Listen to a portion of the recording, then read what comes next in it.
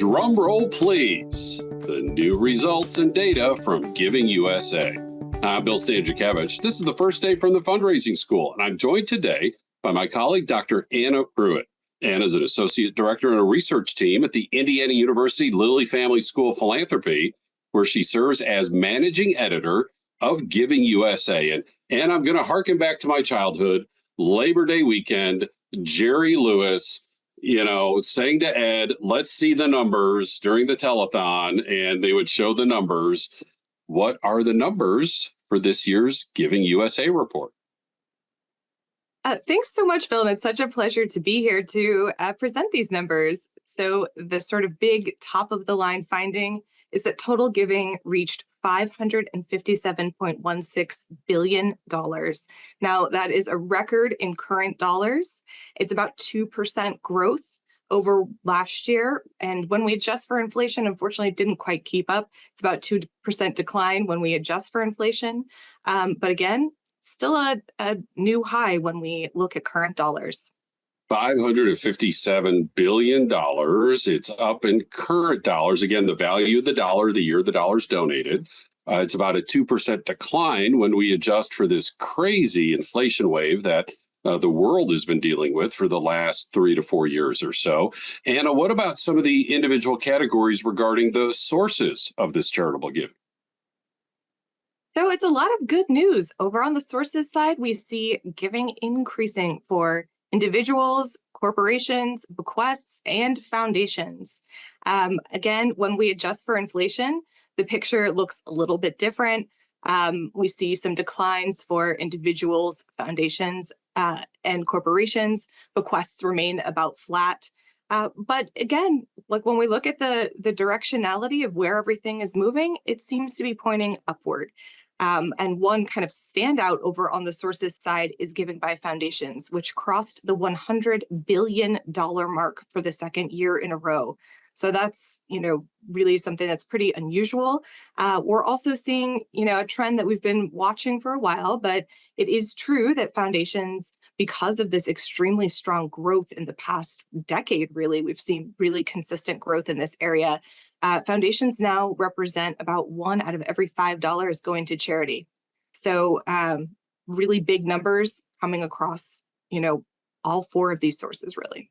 And that continues a multi-year trend. Foundations have very slowly, very gradually become just a little bit more of the pie every single year, a little bit more the next, a little bit more the next year. So I don't know the exact date on top of my head, but in the past, if foundations were 16 or 17% of charitable giving, now they're about 20% of charitable giving. We're seeing that gradual trend continue. Is that right?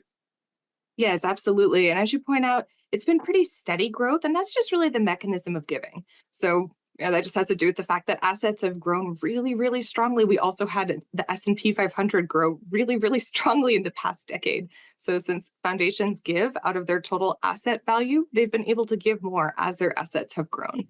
We've also saw gifts to foundations go through the roof in the past couple of years. So we had kind of an unusual situation in 2021 where gifts to foundations actually exceeded the value of grants from foundations. So for me, what that tells me is giving by foundations is not going to slow down anytime soon. This is going to be an area that we are going to continue to see grow over time. On the other hand, individuals tend to be a little bit more sensitive to what's happening on a year-by-year basis. So, we tend to see things following the stock market a little bit more closely. What's happening with disposable personal income, that tends to fluctuate a little bit more. So those are some of the differences that we're seeing among those sources. And when you talk about the money going into foundations, the money that comes out of a donor advised fund is called a grant. Just like when money comes out of foundations, is that money going into foundations the money that's going into donor advised funds? Is that the place where DAF contributions are being counted? It's a really good question, especially because we know DAFs are growing so rapidly. So over on the uses side of the equation, we're counting a gift to a donor advised fund in whatever category that donor advised fund sponsoring organization is located. So for a gift to a DAF that's at a community foundation, that is going to be included in that to foundations number. Now, with that said, keep in mind that we take the net of grants going in and grants coming out of donor advised funds for each of the categories because we want to reduce double counting. We're really trying to get to the final destination place of those staff grant dollars. But nevertheless, we do know that, the gifts to donor advised funds are definitely helping to drive some of that growth, both in the to foundations category and in public society benefit, where those large national donor advised fund sponsoring organizations like Fidelity, Schwab, Vanguard, Charitable are located. We count that in public society benefit. Now, I want to ask you again about this growth of foundations, and we're going to get to the destinations of the dollars in just a moment here, but especially relative to individuals. So as foundations have gradually increased their share of overall giving, is that because money from individuals is going down, or foundations are going up and giving from individuals is just not going up as fast? How can fundraisers understand this macro level of giving from the categories of individual donors and foundations? This is a really important point, and we get this question a lot. So individuals is also growing. This is really important to acknowledge. Giving by individuals also remains by far the largest share of the total. It's $374 billion, Bill. And so, let's not get ahead of ourselves here. Giving by individuals is still very important. And actually, one of my favorite things to cite, if we totaled all of the dollars that came from foundations in the past 5-year period, we're in the, billions, the 495 billion or so. That's a lot of money, but we are in the trillions when we add up that dollar amount for giving by individuals. We're over $1 trillion. So when we think about scale, it's the difference between billions with a B and trillions with a T, a dollar amount that very few of us can even really, easily comprehend. So individuals is still growing. It is still an important part of the giving, landscape. And it's something that we can't just say, don't worry about it, do only grants. No, yeah, we absolutely cannot forget about individuals. I really appreciate that clear explanation that, again, yes, the share from foundations is growing, but there's still predominantly money coming from individuals. Just off the top of my head, somewhere from 60 to 65% of the total, which doesn't even yet include the bequests. And we're also not there factoring in the individuals who are making decisions with their DAFs. The best fundraising plan, we teach this at the fundraising school, comprehensive fundraising plan, all the above. Continue to pursue all of those sources. And with that in mind, Anna, can you bring to light the giving from corporations? We get asked that all the time.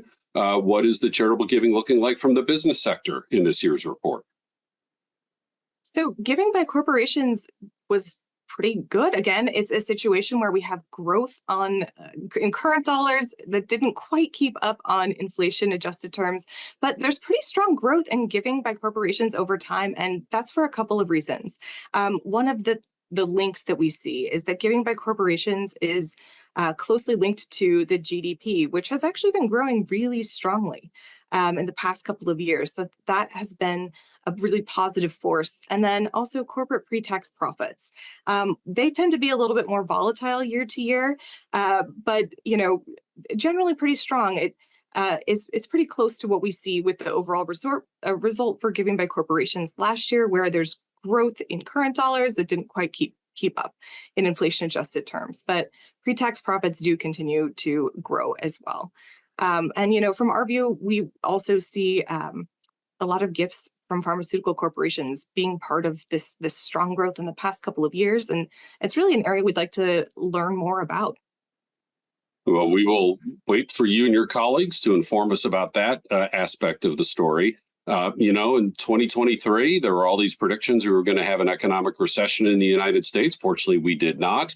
And while the corporate giving did not keep pace with inflation, it seems that the corporate giving stayed resilient, just as the economy did throughout 2023. All right, people want to know, we have these 9 subsectors of where the money goes. And obviously, each individual nonprofit needs to be doing their fundraising plan based on their case for support and their mission and their results and their donor database, their local region, their local economy, their particular state. All these factors come into play. But a nice starting point is like, I'm in human services. What does this mean for me? I'm in arts. What does this mean for me? What do this year's data show regarding the 9 subsectors, the recipients of this money in this year's report? So again, it's really a positive story. It is growth across the board for all 9 subsectors. Now, again, when we adjust for that slightly higher than average inflation, it's honestly still a very positive story for 7 of the 9 of the subsectors. Growth is positive even when we adjust for inflation. Hmm. And something that is kind of interesting is that we see a little bit of a return to things that we've seen in the past. So we did have strong growth in the stock market, and we see that the areas that grew the most strongly in 2023 are those areas that tend to be associated with growth in the stock market and some high net worth giving. So things like public society benefit, giving to arts, giving to education, some of those areas that we've seen that tend to go up when the stock market goes up. So from my view, when we're seeing a pattern that looks a little bit familiar, given the craziness of the past couple of years, sometimes it's actually quite reassuring to see, okay, we see growth in the stock market and we see these patterns starting to reemerge. So just to clarify here, let's stay in current dollars. 9 categories. Did all 9 go up, or did just 7 go up in the current dollars? All 9 went up in current dollars. That is fantastic news, and that doesn't happen every single year, number one. Number two, then, if I understood you correctly, 7 still went up after adjusting for inflation, which, again, some of these macro numbers did not keep pace with inflation. Not to pick on anybody, but it's probably easier to say the 2 that did not, as opposed to listing the 7 that did. Which 2 subsectors, sadly, weren't able to keep up with inflation? The first is religion, which is the largest share of the total. So on the pie chart, it's a little over a quarter. Typically, it's actually shrinking a little bit as a share of the total. Now it's about 24%. And really, we see a couple of things happening here. One is that this is just a longer trend that's happening over time. So, it used to be that giving to religion was by far the largest share, and that just had to do with the fact that all of the other categories were so much smaller. And as they've grown over time, religion has been shrinking as a share of the total. But in the past couple of years, giving to religion has been dampened a bit, in part because we know that attendance is not at the levels it was pre-pandemic. Some of those things have just changed. We've also just seen religious affiliation changing a little bit. So that's one area where we see giving growing in current dollars, but not quite keeping pace with inflation, impacted by all of these, sophisticated factors. And then over on the other side of the equation, we have international affairs, which also did not keep pace with inflation. That's a bit tricky, but some of it just has to do with the fact that we had a really big response to giving to Ukraine in 2022, and it appears that the response in giving to Ukraine in 2023, we didn't have quite that same level of giving there. Again, it's really important to remember it still grew in current dollars. So it's not like it plummeted or anything. It just didn't quite keep pace with inflation. Yeah, that's great analysis. And Anna, you and I have had these conversations in the past. And when I teach, the year-to-year comparisons are so important. But I try to encourage our fundraisers who come to the fundraising school to also look at some multi-year comparisons to, try to even out the noise and the particularities of any given year and try to find some longer term trends. And as you mentioned already, of course, right in recent history, we have COVID. And we have the much important, very much needed increased awareness around racial justice and racial reconciliation. But 2 things that by themselves are these unique factors when we look at multi-year comparisons. For that reason, I kind of always like to go back to 2019, before COVID, before the murder of George Floyd. Where were we? And where are we now? And it's not to minimize any negatives that might be happening, but it might help us see kind of more progress over a longer time period. What's your assessment with this report on the 2023 charitable giving compared to 2019? I think that this is really, really important. It's actually one of the strengths of Giving USA is that we are able to look back and we're able to get a really good idea of sort of where we are now versus where we were. The benchmarking is really important.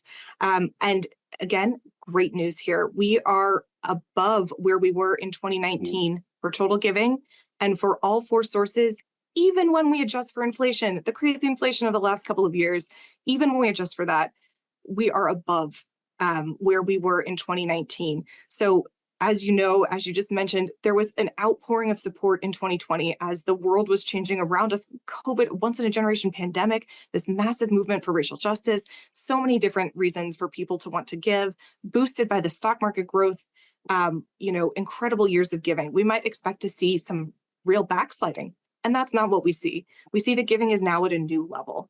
So from my view, that's ultimately a very positive and uplifting picture. And it's also really the same picture over on the uses side of the equation. Again, for 7 of the 9 categories, we are above where we were in 2019. Again, even when we adjust for inflation. So again, that's uplifting news. And I think something that people should think about as they're seeking to interpret this year's results and as they're seeking to understand kind of their own what their own records look like in the past couple of years. It's really important to remind people it has been crazy. A lot of times, people ask us, hey, does this event show up in Giving USA? And, a lot of times we just have to say, like, not really. But in the past couple of years, that has not been the case. We have had these massive nationwide events that absolutely do show up in our data. Well, Anna, thank you so much for translating the complex science and research behind Giving USA for our audience here on the First Day podcast from the Fundraising School. Really appreciate not just the information, but also your insights, helping us understand these data. And just as we have and want and desire a long-term relationship with our donors, it's so helpful to look not just at this year and the year-to-year comparisons, but also the long-term data trends that can help us with our fundraising planning. Folks, you still need to do the work, right? You still need to have that strong fundraising case for support tied into your mission, describing your results, understanding each donor's individual philanthropic motivations and values. That's why you're there doing that work. But these data can help inform your planning. As our founder, Dr. Henry Rosso said, and I don't know if you ever heard this, this was Dr. Rosso 50 years ago when he started the fundraising school. You know what fundraising is? Plan, fundraise, and steward your donors. And Giving USA is central to the planning for fundraising. Anna, thanks so much for being with us to share these data and your insights, what these numbers mean for our fundraising today. I'm delighted to be here. Thanks so much for having me.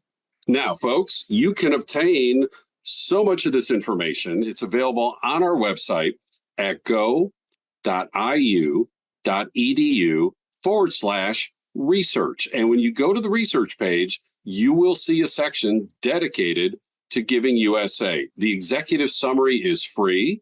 You also can purchase the booklet that Anna and her colleagues write for us every year to help us make deeper sense of the data. All that available at go.iu.edu/research. Now, if you listen to this podcast, you know at the Fundraising School, wherever possible, our content is research-based, evidence-based. All 24 of our public courses start with, guess what? Giving USA to kind of frame the landscape. Where are we? And some other good research as well. Those 24 courses can lead to 4 different certificates.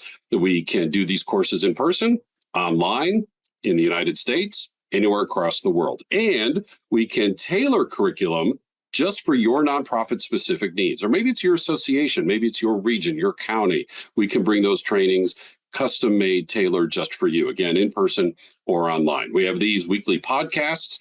We have quarterly webinars. And of course, all the information gathered in our textbook, Achieving Excellence in Fundraising. Anna's one of the authors, Achieving Excellence in Fundraising, edition number 5. Our website, again, go.iu.edu. This time add the /TFRS for the Fundraising School.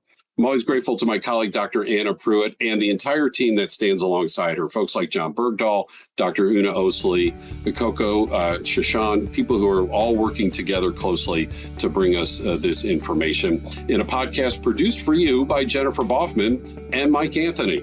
I'm Bill Stanczykiewicz, and now you are now more fully informed on this first day from the Fundraising School.